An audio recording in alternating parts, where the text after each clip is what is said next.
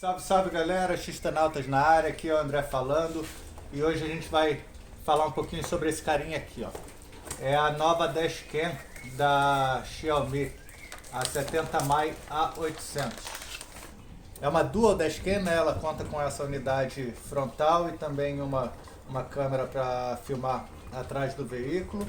A frente filma em 4K e a traseira filma em Full HD. Então aqui a gente tem manual de instruções e duas películas para colocar a câmera no para-brisa. Aqui a gente tem a câmera frontal em si, ainda com o protetor do display. É um display maior do que a 70Mi Pro, o que é interessante. Aqui atrás o encaixe para prender no suporte, e ela já vem com o GPS e o ADAS embutido na própria câmera. Na versão anterior a gente tinha que adquirir separado, né?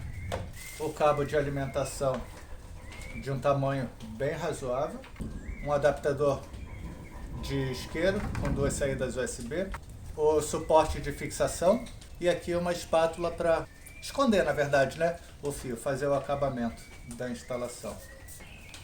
Além disso vem essa outra unidade, a câmera traseira, um pequeno manualzinho, também um adesivo dupla face para fixação e dois plásticozinhos transparentes. Também vem com um cabo já bem comprido, né, para instalação, um cabo gigante, na verdade.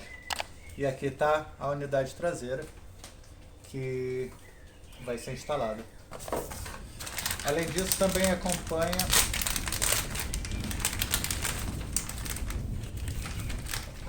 esse chicotinho aqui para fácil integração de todo o sistema com o sistema multimídia do veículo, o que vai ser bastante útil também. A câmera foi adquirida ainda na compra coletiva, né, no Indiegogo, mas já está disponível no site oficial da Xiaomi no AliExpress.